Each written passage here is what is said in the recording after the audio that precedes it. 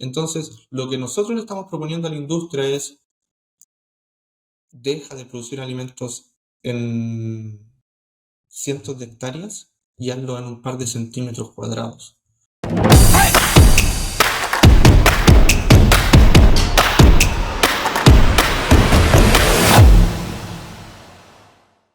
Hola, ¿qué tal? Tanto tiempo sin verlos.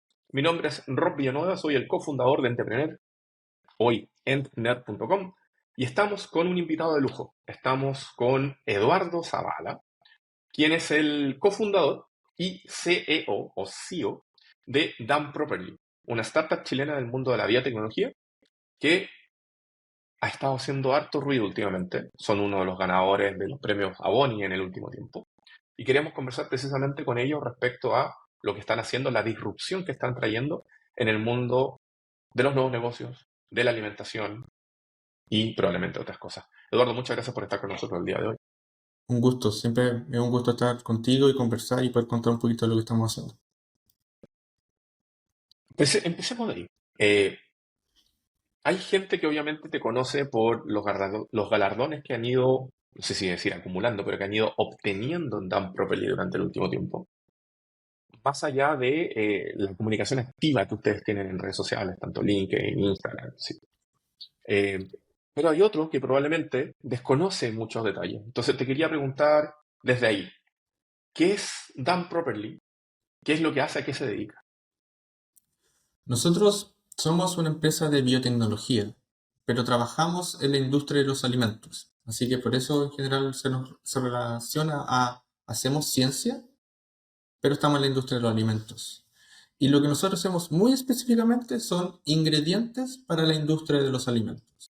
No ¿Ya? hacemos productos finales, sino que hacemos ingredientes que después lo toma una empresa y ellos sí llegan al consumidor final.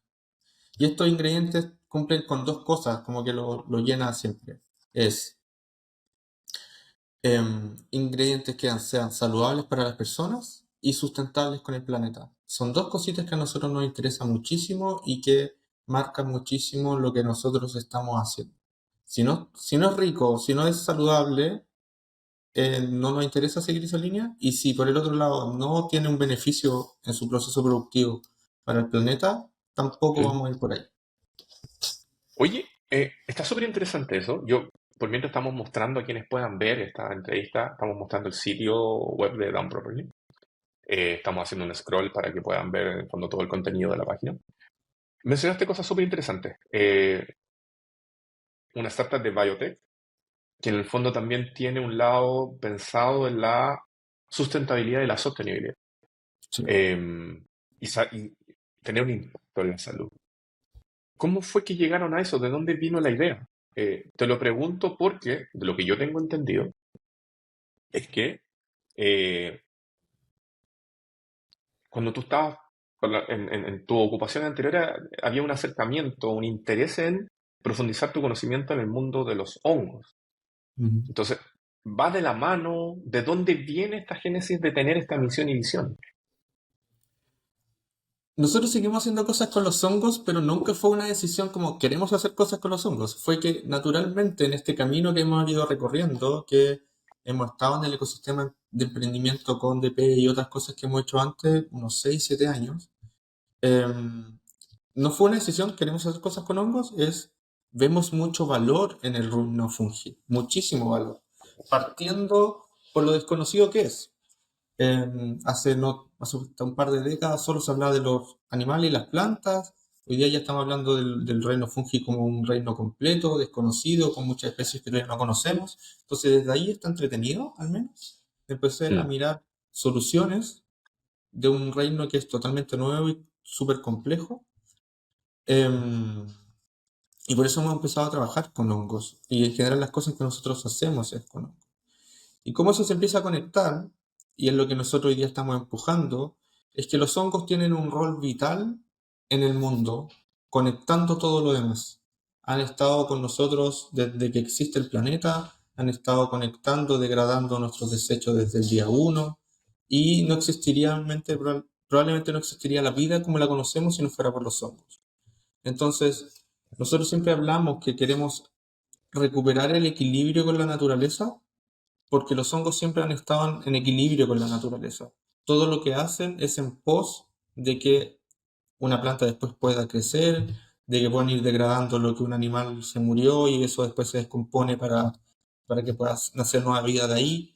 Entonces, la misión se empieza a conectar con esta idea de que los hongos son muy interesantes, muy entretenidos y que siempre han estado en equilibrio con la naturaleza. Y a nosotros nos interesa eso. Desde ahí empiezan a hacer lo que nos motivan en el día a día. Como, hagamos las cosas bien. Si al final, el llamarnos Done Properly no es solo un fancy name para una compañía, para una startup. Es una forma en cómo nosotros creemos que se tienen que hacer las cosas y los hongos lo Mm, hacen así, lo hacen bien. ya. Ahora, mencionaste de que precisamente la idea era hacer productos o servicios que en el fondo Mm. generan este bien eh, aplicado a la industria de los alimentos. Entonces, ¿cuáles son las cosas que ustedes han estado desarrollando en esa línea y que precisamente ha hecho de que ojos de el mundo de los negocios, de los nuevos negocios, por un lado, y por otro lado, grandes empresas, y aquí voy a mencionar una como AB InBev y otra como Nestlé, pongan los ojos en ustedes? ¿Cuáles son esos desarrollos, esas investigaciones que ustedes están haciendo? Mira, yo creo que para las grandes empresas, más allá de las particularidades de las cosas que nosotros hemos hecho, nosotros tenemos dos ingredientes, uno que le permite a la industria usar menos sal, menos azúcar, y otro es un nuevo tipo de proteína. Ambos por sí solos son cosas muy necesarias para la industria, pero lo que yo creo que ha sido el game changer en temas de por qué las empresas nos pescan, si he dicho muy ¿Mm? coloquial, es porque nosotros le estamos proponiendo una nueva forma de producir alimentos. Si tú Ya, ves como el ecosistema mundial, los países que la están llevando en esto, Israel, Singapur, Corea del Sur, nadie está pensando en seguir plantando o criando animales. Nadie. ya. Y esto tiene que ver con nos vamos a mover, aunque suene muy de como Asimov lo planteaba en la fundación, en su libro de la Mm, fundación, empezar a crear comida en bioreactores, en fermentadores, como es la cerveza. Entonces, lo que nosotros le estamos proponiendo a la industria es deja de producir alimentos en cientos de hectáreas y hazlo en un par de centímetros cuadrados. Entonces, eso es lo que a la empresa le llama la atención y se alinea muy bien con el tema de la sustentabilidad, con sus compromisos de 2030 con carbono neutralidad. Así que eso es lo que yo creo que las grandes empresas es lo que le llama la atención y nosotros por detrás tenemos una estructura donde es literalmente yo le puedo decir, dime cuándo y dónde te voy a dejar el ingrediente. O sea, eso significa ya lo tengo, no estoy vendiendo ujú. una idea, ya lo tengo. Y del otro lado, ¿quieres ver cómo es esta nueva forma de producir? Ven a mi laboratorio y acá tengo la planta productiva más grande del hemisferio sur para producir este tipo de ingredientes. Entonces, es eso lo que como propuesta necesitan los ingredientes, necesitan una nueva forma de producir alimentos y de vuelta hay un sustento muy grande desde lo físico para sostener el negocio. Oye, está súper interesante eso porque precisamente es como lo que tú decías, un cambio en el paradigma. Ahora, Sí. ese cambio en el paradigma viene en la industria porque en el fondo se entiende eso, y aquí, perdón, a lo mejor me estoy saliendo un poco de la entrevista, o ese cambio viene de las necesidades, digamos, más bien monetarias, donde en el fondo quieren eh, tener más margen de ganancias porque están ocupando menos algunos productos. ¿Cómo lo ves tú? Yo creo que es una mezcla de hartas cosas. A ver, lo transversal es, siempre se tiene que ganar plata, siempre, siempre. Nosotros hemos visto con relaciones con compañías, hemos hecho productos increíbles, reformulaciones que ahora tienen 40% menos sal, por ejemplo, muy saludables, pero no te dan los costos. Entonces el producto no va a salir nunca, porque no te dan los costos. Entonces siempre hay un incentivo monetario detrás de esto y así son las startups, así funciona el mundo. Pero después, ¿por qué las grandes compañías están poniendo foco en esto? Es porque nosotros como decisión, como compañía, trabajamos solo con los grandes CPGs, los líderes de las categorías, los Nestlé, los AB los AgroSuper. Y a ellos, que hay una sequía, sí les afecta. Que ya no se pueda seguir cultivando de la misma forma que lo hacían, sí les afecta. Que la inflación sea 4% y no 3% sí les afecta. Entonces, ¿cuál es la macro presión de esto? Es el cambio climático. Es que en 10 años más probablemente haya lugares donde ya no se pueda cultivar alimentos. Entonces, por todo esto lo que estamos haciendo, hemos estudiado algunos casos. En Namibia, por ejemplo, el 70% de la población depende de la agricultura interna. El 70% de la población, millones de personas. Y se sabe que en 15 años más el cambio climático va a hacer que ya no se pueda cultivar ahí. Entonces, ¿qué pasa con todos esos millones de personas? ¿Cachai? Claro. Entonces, ahí es donde producir alimentos de una forma distinta toma relevancia. Así que a tu pregunta, sí, obvio tienen que estar en el negocio, obvio también que ellos tienen sus propios desafíos para mantener la productividad, pero por detrás, el desafío que estamos enfrentando como humanidad al cambio climático, si no te asusta, es que no lo has entendido totalmente. Porque realmente eh, es muy heavy lo que está sucediendo y puede llegar a impactar a que no hay alimento.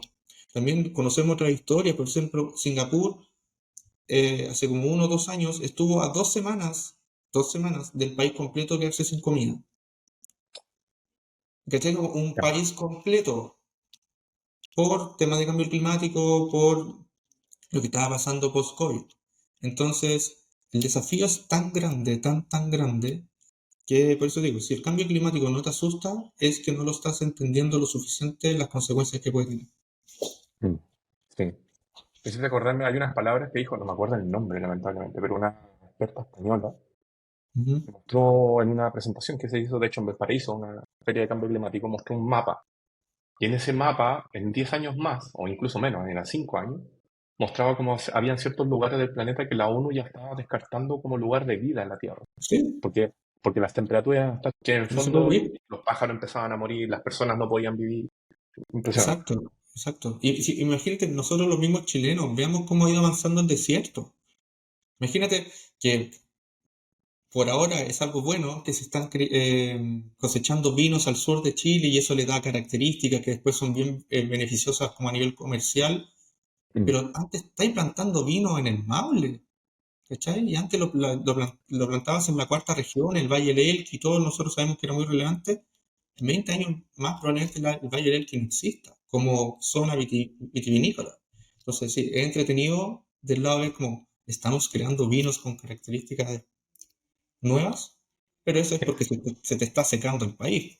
¿Cachai? Te estás acercando cada vez más al sur porque se está secando el país. Oye, está súper interesante esto, podríamos conversar mucho. Sí, Quiero volver un pelito a los productos de ustedes.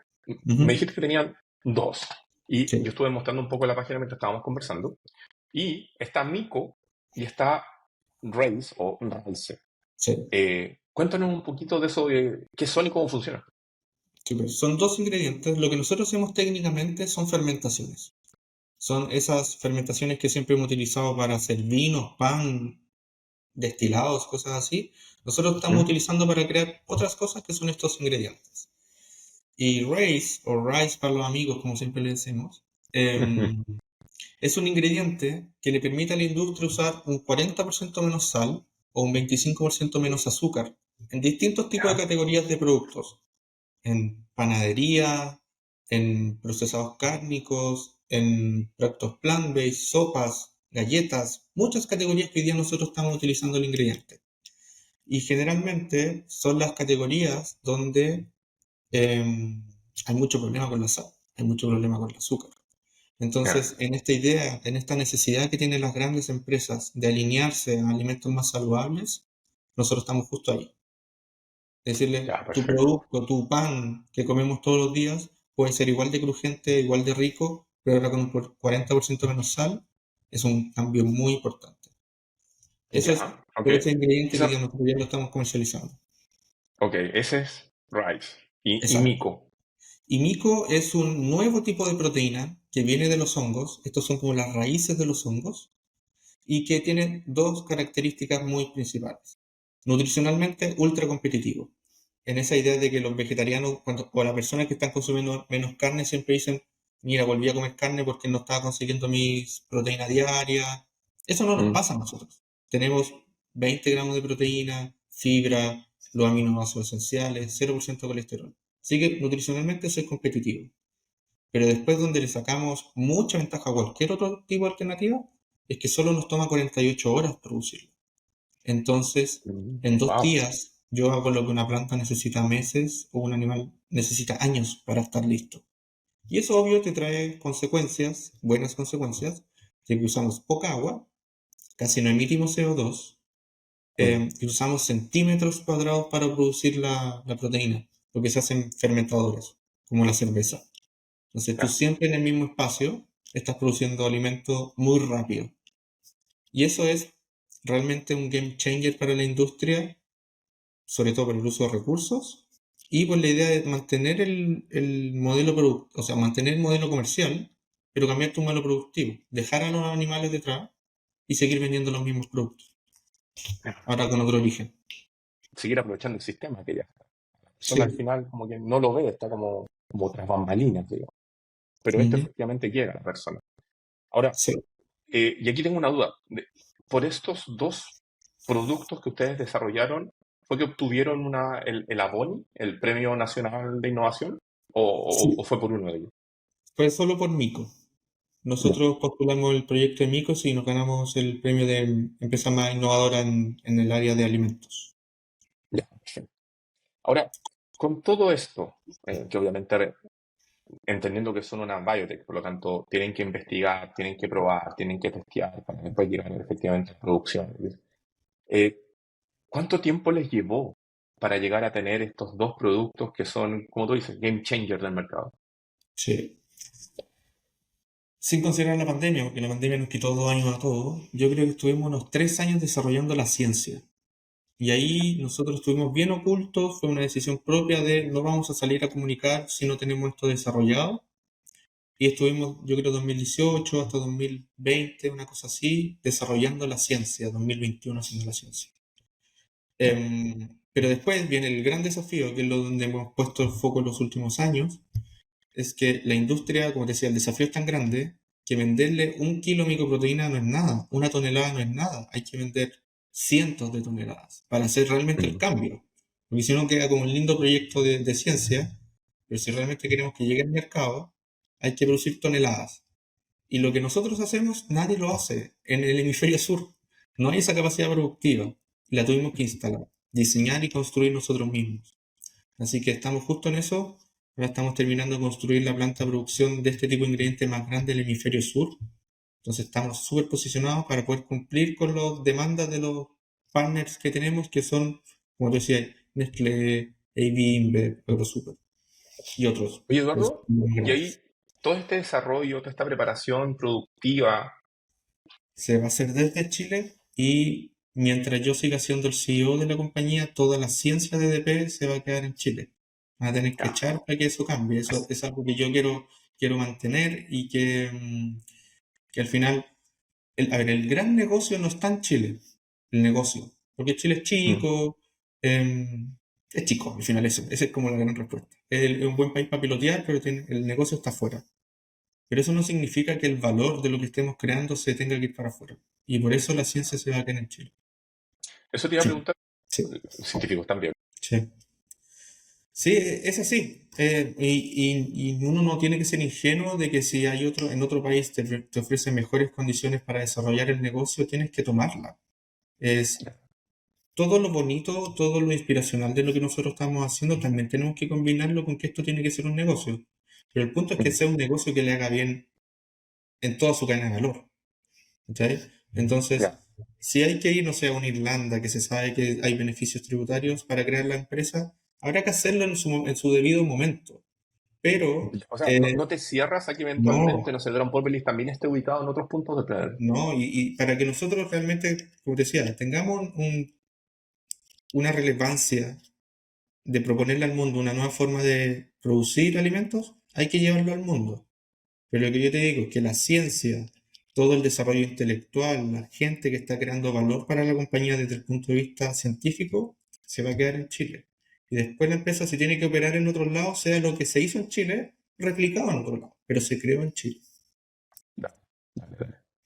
Oye, cosas que, bueno, estamos cerrando el 2023. Ujú. ¿Cómo analizarías este 2023 para Don Properly y qué se viene para el 2024? Y cuando me refiero a que se viene para el 2024, estoy preguntando ya aquí en términos más bien como de negocio, es como eh, escalamiento, aumento de capital, posicionamiento en mercado, ¿por dónde viene la mano? A ver, nosotros 2023 fue un año totalmente distinto para la compañía. Nos duplicamos en tamaño, nos fuimos de una casa que era un jardín infantil a un lugar que tiene 800 metros cuadrados dedicado a biotecnología full. También a Gamma Cool, pero ya es otra cosa. Entonces fue un salto muy grande desde lo corporativo como compañía, y ha sido también un desafío en la interna de mantener la cultura. Ahora es mucho más difícil, nosotros nos juntamos casi todos los viernes a hacer algo, un mini carrete. Ahora Mm, como que se ha ido perdiendo, es parte de ese crecimiento yo creo de la compañía y hay que tratar de mantener la cultura. Entonces ha sido un año muy desafiante en todos los sentidos porque hoy día ya somos una especie de mini empresa que mm, trabaja con los grandes. Yo creo que eso fue lo que nos cambió totalmente el mindset. Este año nosotros cerramos un acuerdo con AB InBev, la cervecera más grande del mundo, y para mm, trabajar con ellos nos tuvimos que poner a sus estándares. Por ejemplo, antes yo iba y me metía al laboratorio. Ahora ya no puedo hacer eso. Ahora hay protocolos. Ahora me tengo que vestir para poder meterme al laboratorio. Porque estoy trabajando con AB InBev para poder mantener su proceso de inocuidad. Cerramos un acuerdo con Nestlé, la empresa más grande de alimentos del mundo, para empezar a usar nuestros ingredientes en sus productos. Eh, entonces, ha sido muy, muy desafiante porque estamos trabajando con gente que es muy grande. Es súper bonito, me encanta todo lo que ha pasado en 2023 para Don Properly, que si tú partes, así en 2022-2023 somos otra empresa, totalmente, otra empresa. Y ya lo que viene 2024 es la gente va a conocer de nosotros en todo el continente. Va a ver nuestros ingredientes, va a haber productos en las góndolas de los supermercados con el Rice o con la Mico. Vamos a mostrarle al mundo esta promesa, porque hoy día es una promesa, hay una nueva forma de producir alimentos, es una promesa, nosotros lo tenemos validado, pero hay que mostrárselo a la gente. Entonces ahí se vienen las cosas con Nestlé, se vienen las cosas con AgroSuper, se vienen la... Y todo esto para ir construyendo el camino de la startup, de cerrar el año con una nueva ronda de financiamiento. Ah, el 2024, el último curso a buscar una nueva ronda de financiamiento. Sí, yo parto ahora el fundraising en enero, de hecho. Nos vamos a dar un año. ¿Qué serie estamos hablando? Nuestra sería.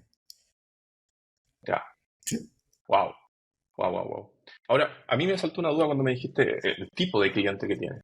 Eh, no es lo mismo trabajar con un productor local, ¿sí?, que trabajar con una empresa global. sí. Tan difícil fue llegar a un Nestlé, a un Airbnb, etcétera. Mira, el llegar no es difícil, para nada. Para nada. No sé si es porque nosotros tenemos cosas que están muy validadas que ellos necesitan o porque ¿Mm? realmente esas empresas tienen procesos internos para acercarse a los startups. Tal vez algo de los dos. Pero lo que es realmente difícil es estar adentro. Estamos hablando Ya, de AB InBev, la cervecera más grande del mundo, tiene más de 100 años. Eh, AB InBev es ok,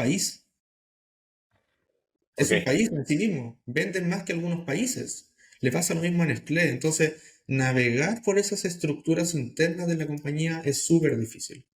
Y como nosotros estamos vendiendo ingredientes que irían en sus productos, ¿Mm? em, no solamente hacer la reformulación, es que hay una nueva campaña de marketing, hay un nuevo packaging que se tiene que se tiene que construir. Entonces, hay que ir navegando esa burocracia interna que es súper, súper difícil. Ya, Hay una disposición a hacerlo, pero al final tenéis que ir a convencer a 15 personas dentro de una estructura para que el producto salga. Nos tomamos nuestro tiempo para entender ese proceso y hoy día esa navegación es mucho más rápida, porque entendemos cuándo se toman decisiones, quiénes toman decisiones, con quién hay que conversar, con quién yo como CEO tengo que conversar y quién el Chief of Partnership tiene que estar conversando. Ese proceso ya lo entendemos. Pero sí, es muy difícil. Así como el B2C es muy difícil porque tenéis que ir a venderle y a comunicarle a muchas personas ¿Mm? diferentes, el B2B tiene y el B2B, con el tipo de compañía que nosotros tenemos, es que son estructuras muy complejas, muy difíciles de mover y que tengas algo interesante desde lo técnico en la línea base. Después hay que hacer mucha pega más para poder lograr que ese monstruo se mueva en pos de lo que tú estás haciendo. Mira, mira, complejo, complejo. Complejo Sí, tener que convencer a esos 15, digamos, y seguir, y me imagino que siempre seguir demostrando que efectivamente son un eslabón necesario. exacto. Y piensa que esos 15 no están en Chile. Eh, no son de personas de Chile. Sí, ya hay algunas compañías. Imagina el caso de Nestlé. Nestlé es una compañía global que tiene marcas globales. Entonces, una marca como Maggi no se toma la decisión en Chile, se toma en Mm, Suiza y hay que mover a la gente en Suiza. Yo puedo ir acá a una empresa y decirle, oye, quiero conversar con esta persona. Puedo hacerlo, pero no puedo hacer lo mismo en Suiza. Entonces claro. ahí es donde se empieza a complejizar. Y como decía, 2023 fue un año difícil por inflación, ha pasado muchas cosas y en la industria de los alimentos le pega, realmente le pega. ¿No? Las señales desde Oye, arriba es, vendan más, ¿no? sabiendo eso, ¿cuánto está fuera de Chile al año ya? Así, si separamos en porcentaje más o menos, ¿cuánto tiempo está allá No, afuera? Porque, este año estuve como 3 meses afuera, más o ya, menos. Entre viajando, eh, sí, como 3 meses afuera. o sea, si eso lo llamo porcentaje, tuviste un 25% del año fuera de Chile, digamos, precisamente por Sí. necesidad de la compañía. Wow. Y si le sumáis que acá en Chile le sigo preparando cosas para cuando tengo que viajar, yo creo que la Mm, mitad de mi tiempo de este año estuvo pensando en cosas que se hacen afuera y ya ese 25 fue ejecutado afuera. Pero, claro. no sé, este año fui a Nueva York y le fui a presentar al CEO global de IBIMBER. Entonces no es una reunión que vaya a improvisar, ¿sabes? Se prepara Ya. con mucho Y, tiempo. y ahí me imagino que también, porque es algo que no se habla mucho, pero ir a presentar, tú tenés, obviamente, tú tienes una carrera en biotecnología. eh, Mm, el conocimiento lo tienes, más allá de lo que te pueda dar el input tu propio equipo. Pero otra cosa es presentar en inglés, que independiente que uno diga, oye, sí, yo hablo inglés, es distinto ser speaker nativo que exacto. aprenderlo. Hay Sí. una preparación también en eso, en esas líneas, ¿verdad? Muchísimo, muchísimo. O sea, al final hay que ir a convencer a alguien. Yo me puedo aprender un pitch de memoria, pero para ir a convencer a alguien, parte de una conversación que se improvisa. Una conversación de Mm, base en una improvisación. Entonces, sí, hay mucha preparación. Yo, como tú dices, yo tengo la formación en biotecnología, entiendo la ciencia y me siento muy seguro hablando de la ciencia de DLP. Y lo del negocio lo he tenido que ir aprendiendo en estos 4 o 5 años que llevo en el rol. Entonces, mm. siento que tengo las herramientas, pero claro, el idioma ha sido un desafío porque tienes que ir a convencerse, al final es eso. No es solo ir a hablar inglés, tienes que ir a convencer a un nativo en su idioma de que lo que está haciendo es mejor de lo que ve en otras partes del mundo. Para ir cerrando la entrevista, algún, algo, algo que haya sido importante para ti en este tiempo desde la creación de Don Properly hasta hoy, que siga, que haya sido tu catalizador y que te siga chasqueando los dedos para decir, tengo que seguir. Yo creo que cada vez estoy siendo más sensible a lo que nosotros podríamos llegar a lograr. Em, Porque está parte de que he ido dimensionando mucho más el tema del cambio climático, la necesidad real de que no podemos seguir haciéndolo de la misma forma. No podemos seguir gastando tantos recursos. Hay proyecciones de que un 40% de la población va a estar enferma si seguimos alimentándolo de la misma forma. Entonces, va a ser caleta de gente, pero el 40% de la población va a estar enferma, con hipertensión, Mm. diabetes y muchas cosas. Entonces, cada vez he ido dimensionando más ese problema y cada vez me he ido dando cuenta, con resultados muy tangibles, de que yo puedo vender productos con un 40% menos sal.